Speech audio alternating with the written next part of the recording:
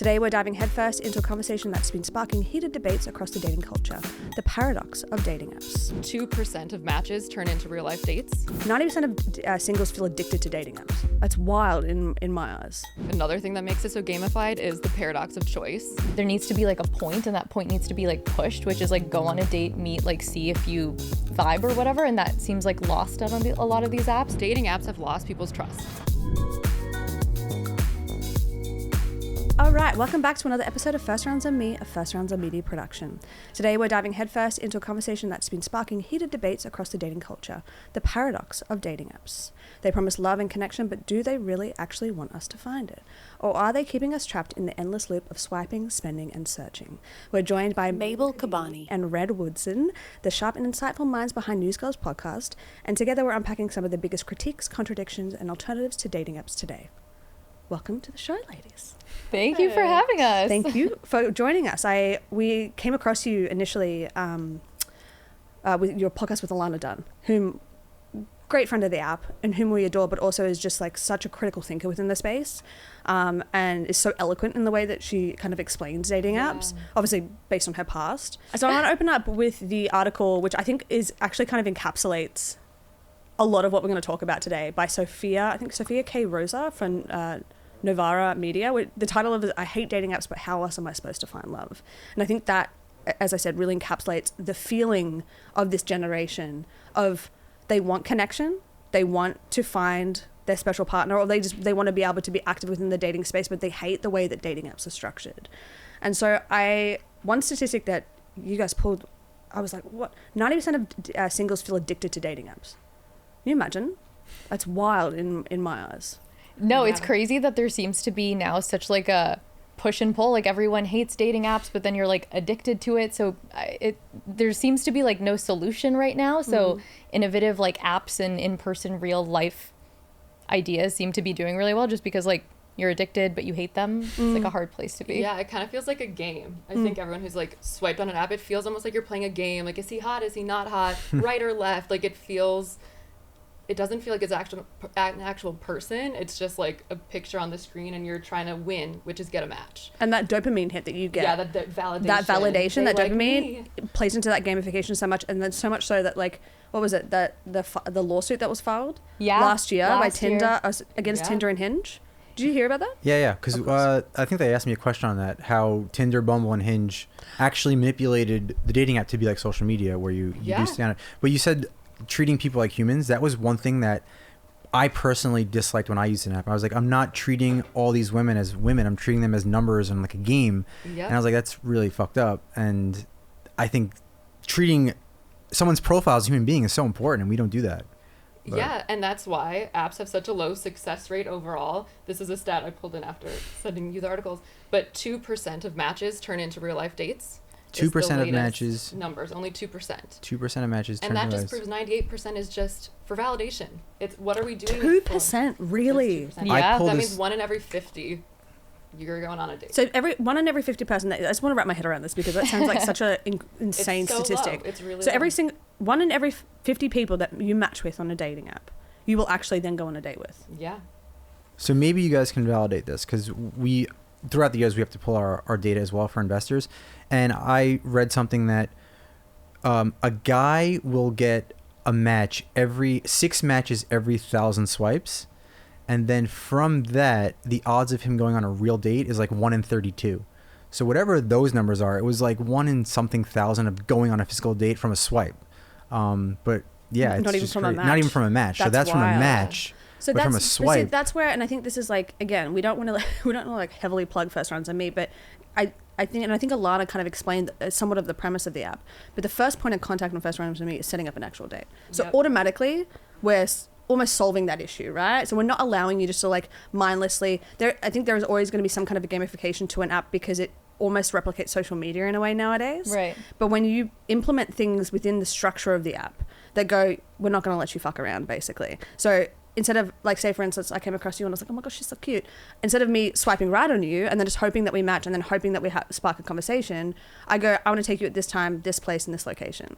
And then it is that intention to be able to do it. So I would like to say that on our app, that statistic would go all the way up. I'm sure. Yeah, and that makes sense. Like, I've had so many friends talk about how, like, being on a dating app just feels like you have, like, all of these, like, pen pals, and you're kind of just, like, talking to them, and you're talking to them for a week, and then nothing happens, and it's just, like, there needs to be, like, a point, and that point needs to be, like, pushed, which is, like, go on a date, meet, like, see if you vibe or whatever, and that seems, like, lost out on a lot of these apps. Like, it's just swiping, and then that's it. And then also people are making connections through apps on technology, right? Which I think we've seen notoriously across a lot of modes of technology does not work.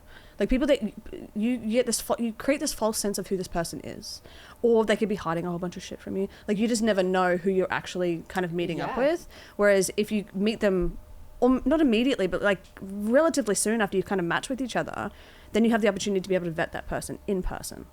Yeah, I also like it for the opposite reason, where you could have passed on someone, but then if they like come in with a really strong opening, you're like, oh, you know, maybe I'll give them a chance, and then you never know where it's gonna go from there. So that's actually a really good point I never thought about on the flip side of it. That's really interesting. Yeah, and I think there's always some element into like what it means to be a human being, right? Because at our core, there's like biology, and we're animals, right? And it's like, no matter how advanced we get or how much technology gets advanced, at our core, we still operate with a certain like emotional intelligence and a certain like, we'll call it like vibe. And I think that's why, not it was easier to date back in the day, but you were just present with people, and it was like the starting point was way ahead of where you are today, because the starting point is through a phone, and then you have to cipher all the way to get into person. Whereas back in the day, it was the starting point is I see you, maybe we are vibing, and then we'll figure it out. So it's like we're going back a ways. Well, that really gets... Sorry. No, okay. Please. That really gets into, I think, another thing that makes it so gamified is the paradox of choice. Mm-hmm. That there's always someone better. You can just keep swiping. Or if you go on a date and you're like, she did one thing that really annoyed me, you can just go home and find someone better. But back in the day, you had to wait until you came across someone in the wild, which, as we know, doesn't happen a lot. I think there's a sense of appreciation as well, and a sense of like grounding and really stopping and thinking to yourself, like taking the time to think of like, do I like this person and why do I like this person, versus now, like you said, the paradox of choice. And I don't know if these are kind of like synonymous with each other. I know that they're in the same ballpark, but like this grass is greener effect, right? So like even if you have someone that's incredible, they could tick every metaphorical box that you've ever come up with in your head, or every societal, box of relationships, but you're like, you know what? There might just be another person. This person might earn a little bit more money. This person might be a little bit taller. This person might align with my morals and values just that little bit more. And it creates, and then on the flip side, it kind of creates a sense of scarcity, which is terrifying for people. It really backs people into a corner, and then we don't really know where to go. Do you guys think, like, even from a guy's perspective, our patience has gotten so short where, to your point, if somebody does one thing wrong, not my person. Whereas back in the day, you had a lot of leeway, and you allowed someone time to be themselves, and you're not going to find out who someone really is until 3 or 4 dates in, and that's the real them. And nowadays it's okay, first date, first 5 minutes, if you do something wrong, I'm going back on the app to find someone better. And we like lost our patience with getting to know somebody. Right. I do wonder if like dating apps just like exacerbate like issues that have existed in dating always, because like if you watch like Sex and the City and like these old like dating shows in New York, like everyone has always run into these issues where like you get ghosted and like people kind of treat you disposably, like, and now that's obviously just even more because you have access to so many more people. But like if a dating app existed in like a small town in Minnesota, would you still probably treat people disposably if you probably know like the brother of the person that you matched with? Like, will people become that disposable if there's just like that more human element? So maybe like it just makes things worse in a way, but like those issues have always kind of existed. Agreed. I think there's this like lack of accountability now. Like, I think that the small town reference is really spot on in the sense of like you wouldn't do that if it was like your mate's brother. Right. You couldn't do that because you get shit on so much. When there's a lack of accountability that comes along with your actions, and also it's just kind of become a mindset that people are going to ghost, people are going to act horribly to other human beings, and it's just kind of like, well, that's just modern dating today. But we as a society, in like a lot of different facets, should put our foot down and be like, no, hold up a second. That's not the way to think. Actually leads me perfectly into the second article. Also, I'm watching Sex and the City for the first time. Oh my God, I'm so jealous of I you. love it. I would like pay so much money to watch that series for the first time. I've watched it like 80 times. I haven't watched it it long enough that I've kind of like forgotten some things, which I love. I love that feeling. Every night I'm like, let's put Sex and the City on. She's like, no, I want to go to sleep. Like, Oh I'm my going to be up all night. I love that you love rom-coms. I love that you just love that entire realm. It makes me really happy. So there was an article by Greg, I'm going to butcher his last name, Rolansky, on the dating app paradox in general. But then this journalist, Cory Doctorow, who coined the term the enshittification of dating apps. Are they worse than ever? That kind of made me giggle. But also at the same time, that posing that question of are they worse than ever, and I think it ties into what you were just saying. It's like, is it glaringly pushing out what's already been there, or have we created more issues because of the availability of dating apps? And so I think one of the bigger questions is that if dating apps are for profit, can they ever really be for the user? Right? That's the thing I think that we see a lot of people, and even if they're not cognizantly thinking about it, that is probably in the back of their mind. And then it also goes to like, are they preying on loneliness to be able to get people to pay extra through like paywalls and all those kind of things? So like, do you guys have any thoughts on that? Have you read through that? No, you've read through that article. Yeah, I don't know if it's that article. I know one study coined the conflict of interest theory, which is that the dating apps motivations really can't align with the users because they want you to keep using the app because that's how they make money, but the users obviously want to use the app to get off the app. I think you put in a really interesting about they should only get paid if you get a match. Yeah, like should the incentives of the dating app line up with the incentives of the user? Like how do you like, because basically like now if you're on a dating app and two people match and like get off the app, you lose two users, not even just one. So yeah, should they get paid if per match? Per match. So they're a matchmaker and they're incentivized to show you the best people for you truly, because that's the only way they're going to make money. As CEO of a dating app, how do you feel about that? Oh, I think it's brilliant. And then I also see the business side of, why dating apps do what they do. And then there's also the user. And I think as human beings, our brains are so fast now, and they're so, our attention spans are so short that we don't use technology properly. So if you use a dating app or you use Instagram the way that you're in control, it can be beneficial, but we're getting these dopamine hits. We're using it as a game.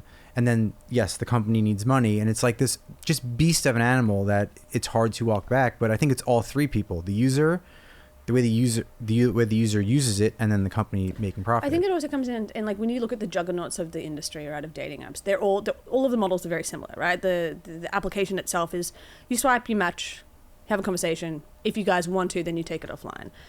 And again, not to bring it back to first rounds on me, but it's very hard not to. When you sit there and you go, when you look at the issues of the juggernauts, right, of the industry, and you go, well, how do we make this more for the user? How do we not follow the path of what these people have done? It wouldn't be profitable or logical as a business, but then also how do you play to the user more? And so when you give them the option of picking a drink, time and place, and that sets it off, so it's automatically that intention is there, and we're getting people on dates. When you don't allow people to be pen pals, because we only allow you to chat 24 hours before the date. We really don't want you to, like, once you match and 24 hours before the date, then you can start those icebreakers and you can kind of get to know each other. But as women, we can vet, which is super important. Yeah. But then you cannot get to know them so much that you either find an excuse not to, or whatever the reasoning is behind it. But I think that's where it actually comes into play. Like, yes, people have to understand that dating apps are a business, right? But it shouldn't be a pay to play. It shouldn't be an entire industry built off of capitalizing on people's loneliness. More so just like facilitating people who perhaps wouldn't have met another way. Yeah, I think the biggest problem that we kept seeing in our research is dating apps have lost people's trust. Like at the end of the day, we don't trust them. There's a mass exodus from dating apps. One study found that people believe dating apps are purposefully like subverting their profiles, so they're not seeing actually the people they'd be most eligible or most likely to match with, and that they're just purposely not showing them good contenders to keep them using the app. And until the users start believing otherwise, the trust will never be regained. And it sounds like you guys are trying to do that and gain the trust back. Yeah, so the algorithms that we're using, we always would get the feedback of, you don't have quality users. And I'm like, okay, like, what does that mean? Because to me, that's a really interesting question. So I would always flip it, like, what is a quality user to you? Right. And they would say something superficial. And like, well, Raya has this. And I'm like, well, that's your problem. So do you like Raya? And they would say, no, I just use it because it's cool. I'm like, okay, so then what are you looking for? The question's more about you. You as a human, yeah. And our algorithm is more, how authentic are you? Are you going on these dates? When you go on these dates, are you presenting yourself the way that you portrayed on the app? Are you creating a good experience for the person you're on a date with? You're not going to fall in love. You may not the odds that you got on a second date probably pretty low. But were you being respectful? Okay, if you're checking all these boxes, your algorithm is going to be better and better because you're a quality person, in my opinion. It has nothing to do with how you look, because I think people don't realize that you're actually attracted to something that's not looks. And it sounds like a cliche, and maybe I'm wrong, but from my experience, you're attracted to someone's morals, their values, what you feel and how they feel with you. And I hate that Hinge in particular, and I met her on Hinge. We met on Hinge. That Hinge shows you people who look like people who the algorithm thinks that you'd be attracted to physically. And obviously I liked it because it showed me, I was like, oh, you must think that I'm really good looking because I'm seeing all these beautiful women. But why are you dictating me and pigeonholing me into this aesthetic that I don't want to be pigeonholed into? No, 100%. But I think that you're just teeing it up for me today, darling. I really appreciate it. But it kind of goes into the whole of like numbers being dating being a numbers game, right? In every facet. So when we talk about algorithmic bias in a lot of ways, that can be like, it could be anything. And that in of itself is really scary. But then it also comes down to the fact of like, what are those algorithms based on? Even if they're not based on superficial things, then how are you dictating that? And what does that actually lead to us as human beings? Like, we're so nuanced as human beings. What we think, even that we think we want, is vastly different. We say this on the podcast all the time, but like, if you told me 5 years ago that I would have married a sports obsessed CEO of a dating app, not a chance, right? But like that, what you think that you want versus what you actually end up with and end up appreciating and end up loving are so vastly different. So how can these algorithms actually tell you what you want? No, I love that point, because in our research, we came across this like psychoanalysis study about like therapists basically being like, we are technically strangers to ourselves. Like, we go through our whole lives like having like therapists like uncovering like all of this hidden trauma. We're changing all the time. Like, how can you sit around like only on an app and like decide that you know whether you're going to like someone or not based off of how they look? Like, I feel like if you have no idea like what would happen and how like your mind would have changed if you actually like obviously deal with this person in real life, which is the conclusion we kind of came with Alana on our podcast, which is like apps are great, but like you need something else as well. Like, you need that in real life aspect, because you really don't, like, you can't figure it out just like being like, I would love this person and their energy and we'd get along every single day by just like looking at a picture of them. No. And there's something to be said about like making the effort to fill out a good profile and do like to do your due diligence to show that intention and effort. But I think when it comes back to, and something that we always say, even though we own a dating app, of like, it should be used as a tool. It should not be the be all and end all. You should not be on there like social media. You should not be swiping through it like it's your day job. You should not be trying to find dopamine hits from it either. It should be used as a technological tool to be able to get you out in front of people.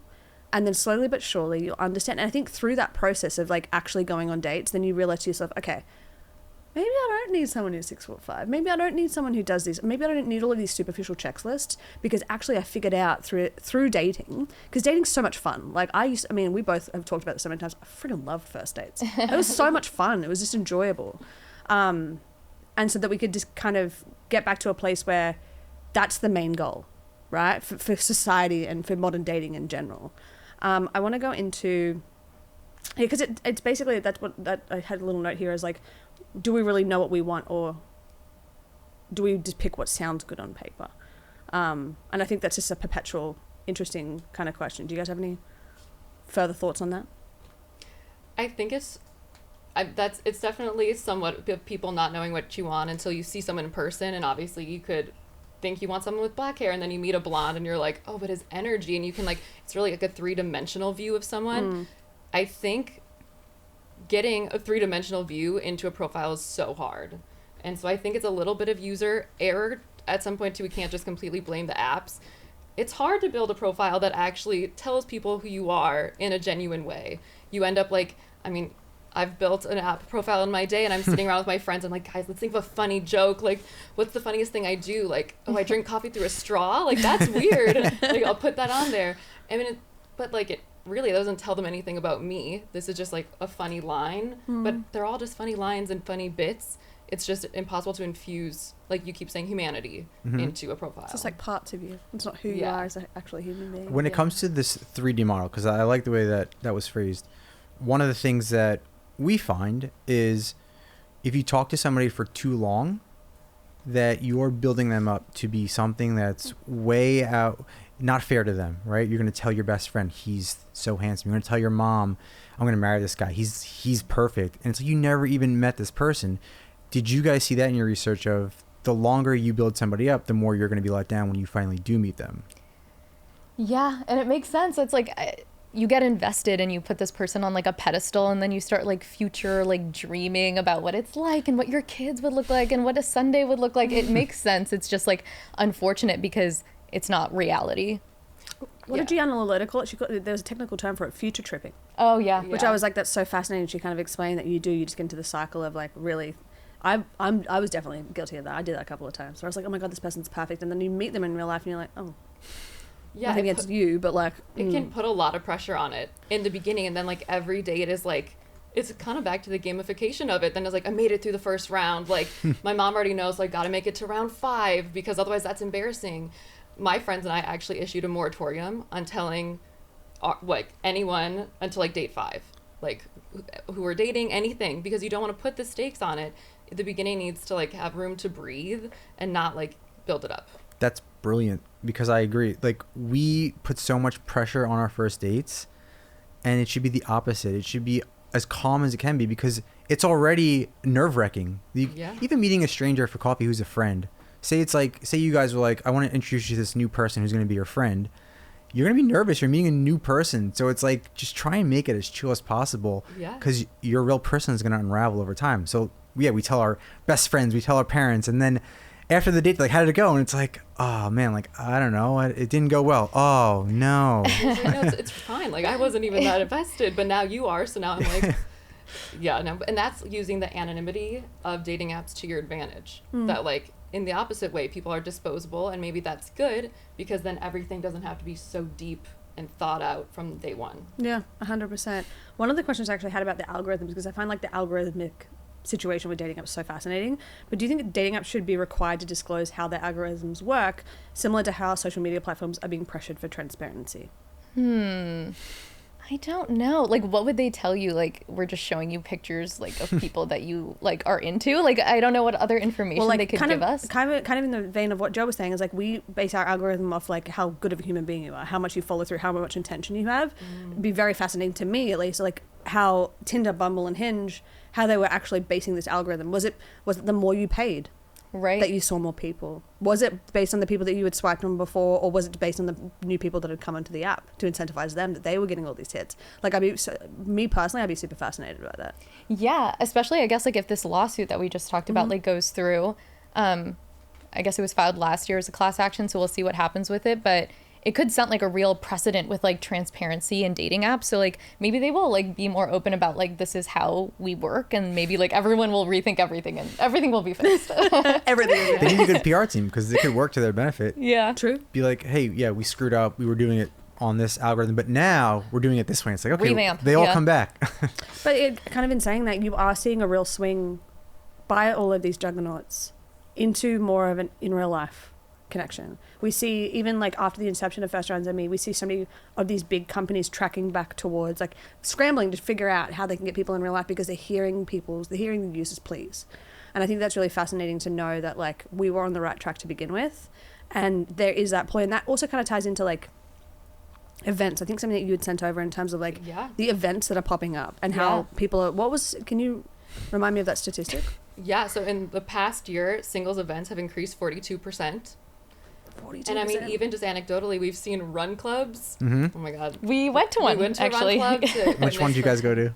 Lunge. Yeah, I'm very familiar with it. Yeah. I mean, they've had up to 1,000 people come to go for a run. At one time? Yes. Because they partnered with, who's the woman they partnered with? She's super big. Yeah. Oh, yeah.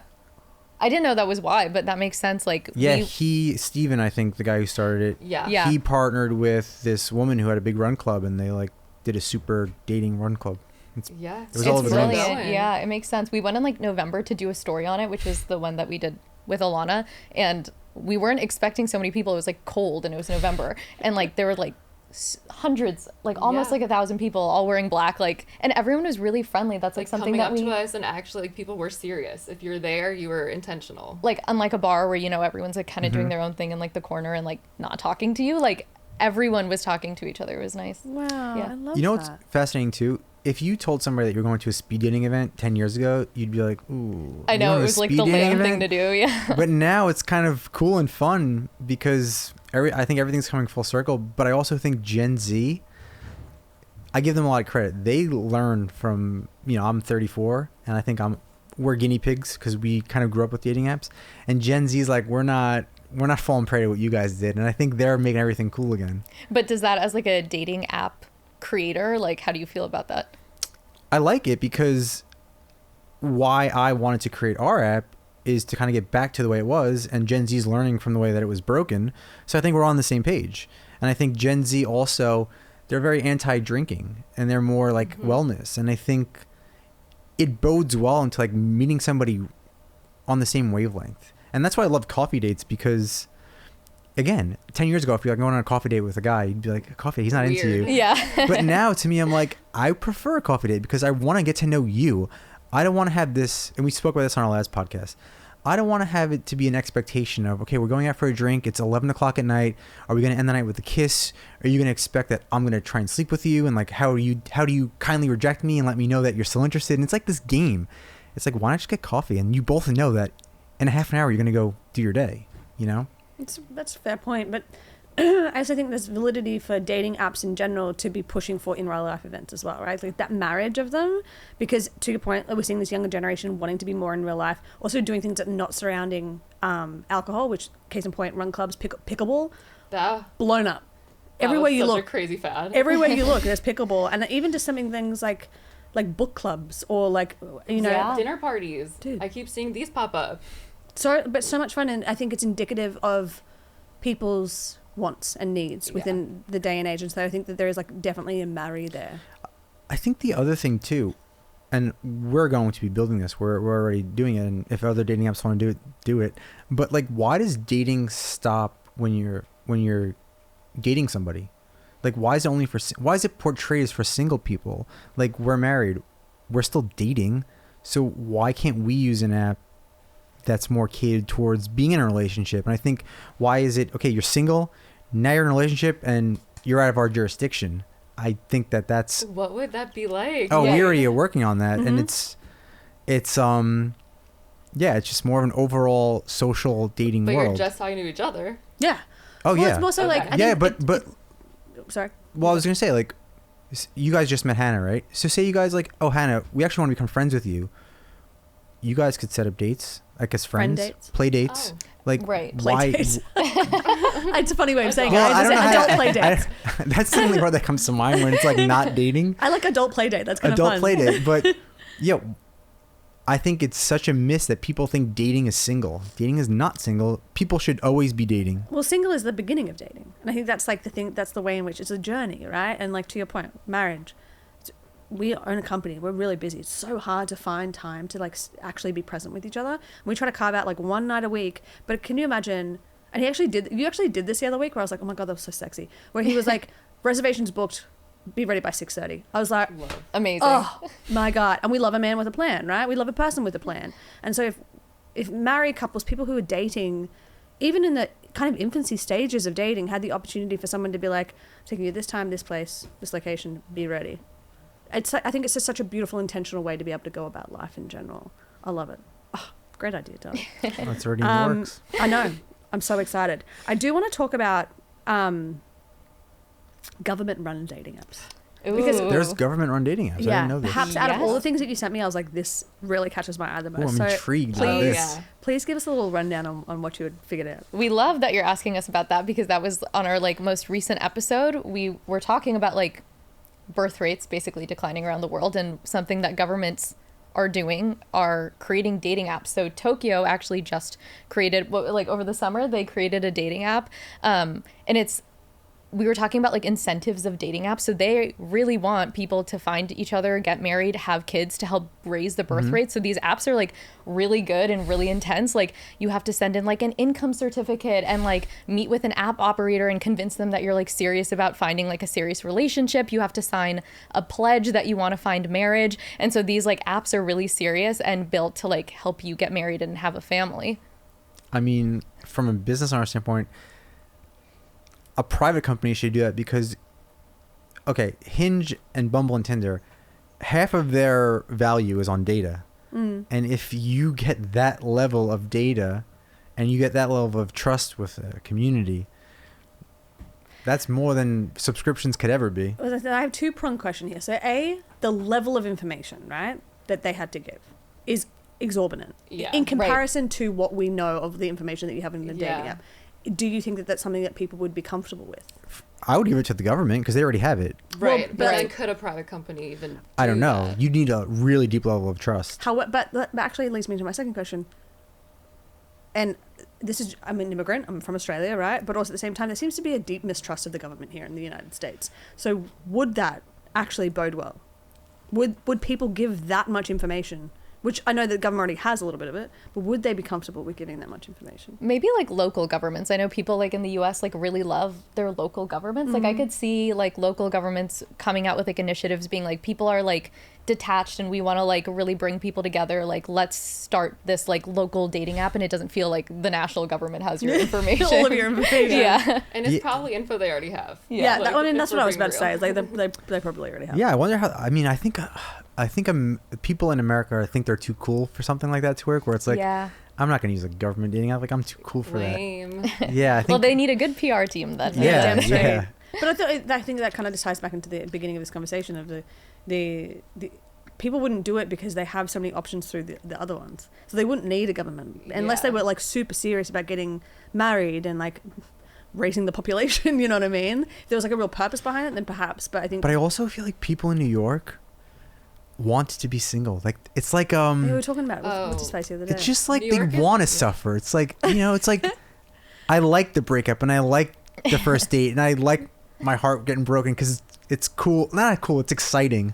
I feel like when I lived here, I was like, I want a girlfriend, but like I love trying to find a girlfriend. Like I just love it. What did we say in the last couple of episodes? We said date, because that whole article came out of like New York is the worst place to date. Yeah.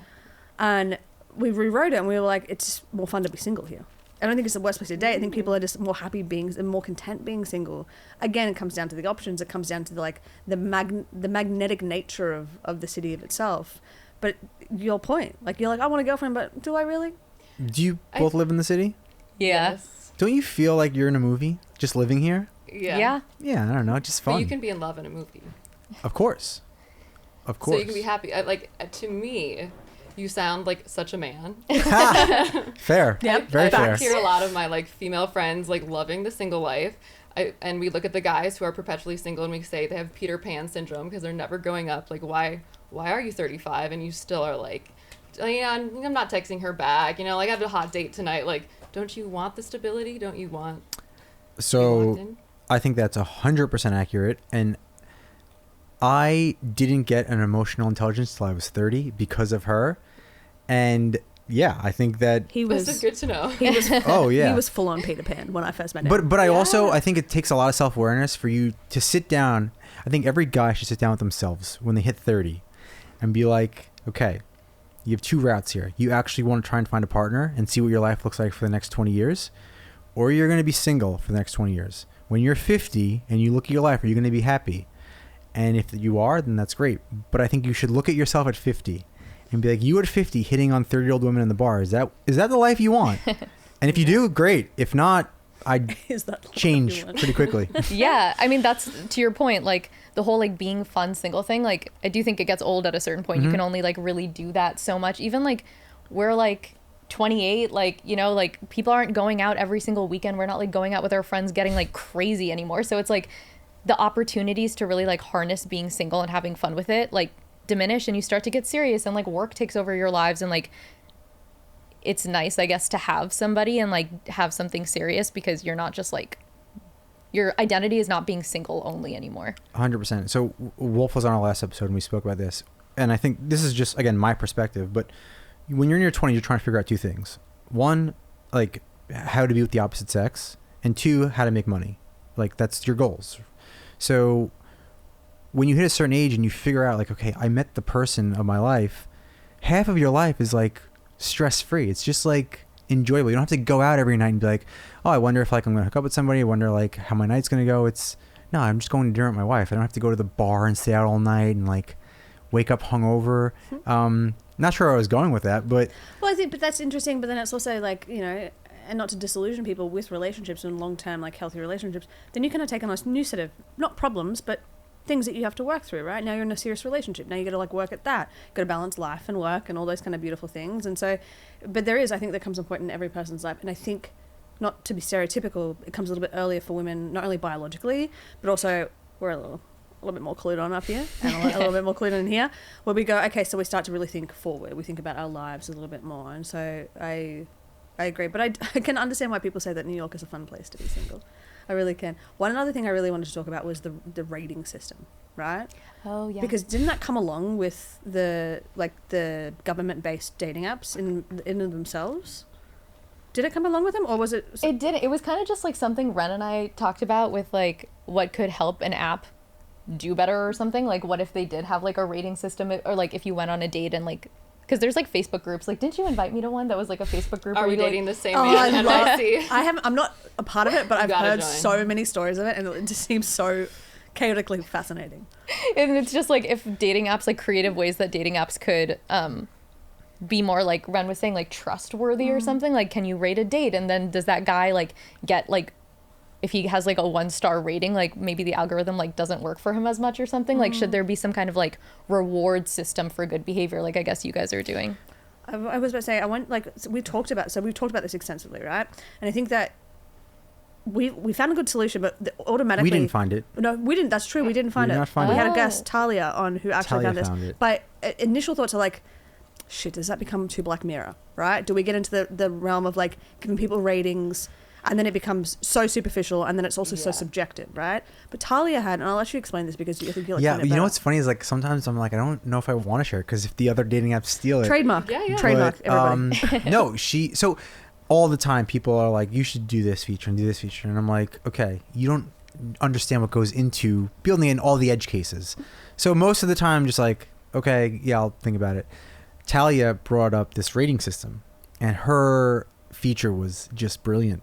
So instead of a number rating, which gets really dicey, because if you have a bad date with somebody, that's not a good reflection and a good score. The score is about them, so you're going to knock them down, and maybe they did nothing wrong. Right. Again, but also it's subjective as well. Yeah, like it's one person's very- boring is Yeah. one person's exciting. So like, how do you go? She came up with this idea where, what if you only get 10 words to choose from about the date? Boring, amazing, fun. Chivalrous. Like you supply the words. Yeah. The So like, app would say like me and Hannah Okay. went on a first date, and then after the date, I get 10 words to explain the date. And they could be like, you know, things that weren't great or things that were great. And I could just give one word about the date. And then those words build up her score, where it's like always fun, or it's like always boring. It's like, oh, she's kind of like a boring dater. I don't want to go on a date with her, but oh, she's always fun. Always and late. that Always to this, me, like- Yeah. it didn't make people look bad, because I don't want people to look bad, where it's like, why do I have a 4.2 rating out of 10? Like, I'm not that bad. So Also, I think the word was really cool. Also, you don't want people going on dates just to build up their score. Does that make sense, Yeah. right? So you don't want Right. them going and then acting not like themselves. Because if you're a dick, like I want everybody to know that you're a dickhead. Right. Like I don't want people going out there just like putting on a false mask to then build up that rating, and then they're kind of using it in a nefarious way. What do you think about that? I just think the whole system is too subjective. Like I just wouldn't trust like if they were late or not. Like that's like black and white. But like boring, they could have the same conversation. He could have it with someone else, and they align and they both love trains, and then like that conversation is like hot and fiery because they're But going let on me trains. ask you. But on another date, the train conversation was lost and he was boring. But let me ask you, going back and self-reflecting, if you saw a guy and it was like, okay, he had 2 borings but 3 funs, you'd be like, oh, so some people didn't like what he's Yeah. talking about, but some people did. But what if there was like 10 borings? You'd be like, okay, 10 people.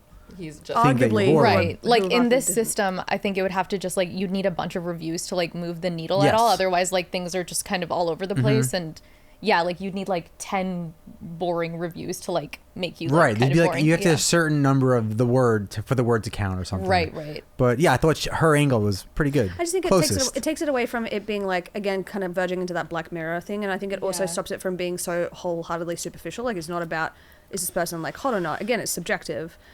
Or are they over 6'4"? Like I always go back to those because I feel like they're two of the really like shining Yeah. factors. But it's still, to your point, it's subjective. Maybe adding a feature that, like, if you get a bunch of funds, boring goes away or something. Like, it doesn't really build in for growth. Like, what if someone's like, yeah, you know what, I'm kind of boring on dates. They're working on that. And then they're getting better. I just don't want people to be penalized. Our community is really building a feature for us. I love it. If we come out with this, it's going to just be called like the podcast feature, and everybody gets credit for it. Everybody gets credit. Everybody gets rev share. There you go. And do you see like your own rating? So you would see it? I would assume like I would want it. I would always want it to benefit the users. So something that makes you feel empowering to like work on or self-reflect. Like my goal is I genuinely just want to make dating apps as organic as possible. Like that is it. I literally want it to help you, and I will figure out all the revenue, all the value, because I have all the ideas that will make you part of the community, not just being single. So yeah. All right, to round this out, I really like in the theme of kind of like where do we go from here, right? So if dating apps are broken, what is the real solution? Better tech, a cultural shift, more in-person connections? What do you think? I think it's all of the above. I think these are all tools that we're all using for the same goal, and you have to do a multifaceted approach. And that in any part of life would set you up the best. Agreed. Mabel? Yeah, I agree. Like, I feel like that was also the conclusion we came to with Alana. Like I'd mentioned, it was just like dating apps should be a tool. So like having different apps that do different things better can set you up for what like phase you're in life too. Like if you're just recently broken up with and like you just kind of want to hook up with people, then maybe you go to Tinder. And if you're ready for a real relationship, like you go to another app. So like having a lot of options and then more like in real life events like probably will just like make dating more fun, because it's just, I feel like it's not fun right now for people, and that's why it's stressful, and it's like whatever can make it more enjoyable. That's awesome. I think that actually this is a perfect last question, because we focus so heavily on like what dating apps are doing, what they're doing right, what they're doing wrong, all these kind of things, but we've kind of negated the fact that dating apps are used by people, right? So should people as a whole be less focused on how to meet somebody and more how to be relationship or dating ready? Because Joe brings up a really good point, and I found it so fascinating the first time you asked this, and I think it continues to get more fascinating when people are like, well, I can't meet anybody good on a dating app, or I'm not meeting anybody. And how did you phrase it? Oh no, it was we were at an event, and it was one of our events, and some girl came up to me and said, can you help me find somebody? And she was very lovely, and I could tell, I don't know why I asked her this question. I was like, do you actually want to be in a relationship? Because she said something to our friend about like going out that night, and I was like, you just asked me to help you find somebody, but then you said something that seemed a little off, and I said, do you actually want to be in a relationship? And she was like, well, yeah, like if the guy lets me do what I want to do, if he doesn't really bother me, and like I could still live my life. And I was like, to me it sounds like you're not ready to be in a relationship. And she's like, yeah, you know what, actually I'm not. And I was like, so okay. like posing that question to ourselves as users, right? Before we go into using dating apps, are we using them correctly as users? And are we actually using them for the right reasons? Like, do we want to go on dates? If you don't, or if you just want to hook up, go to Tinder. If you want to be in a relationship, are you actually using that dating apps in the right way to be able to obtain a relationship? Or are you kind of going with the status quo and following everybody else? Yeah, that makes Japan's government dating app looking better. I you was have just to gonna sign say. a certificate. You want marriage. I am ready for marriage. So like, and that is why so few dates turn into real matches, because people aren't serious. So I do think people are using it for the wrong reasons, and like I wish there was more steps to like check people. Seriously, I think it's a two-pronged situation. There's double-edged swords, right? Dating apps are doing it wrong, but users might be doing it wrong. What came first, the chicken or the egg? Oh, darling, that is the perpetual question. This was, like I said, this was a new way for us to be able to structure the podcast. Typically we get like very personal, but I really loved talking about the statistics, and thank you so much for doing all of this research and pulling all of these statistics for us. We know where to find you, but we always love to let our listeners know where they can find their guests. So can you let them know? Yes, NewGirls Podcast. It's NewGirls Podcast on everything. Yeah. We come out with episodes every Thursday, so you can get us on Spotify, you can watch us on YouTube. Heck yeah. Yeah. I will be. Darling, would you like to do our outro? Yes, thank you guys for listening. Check out one of our past episodes. Subscribe. It really helps us. I have to say subscribe a million times before this, because people probably won't hear this. But we love you. Happy dating, and we'll see you next time. Bye.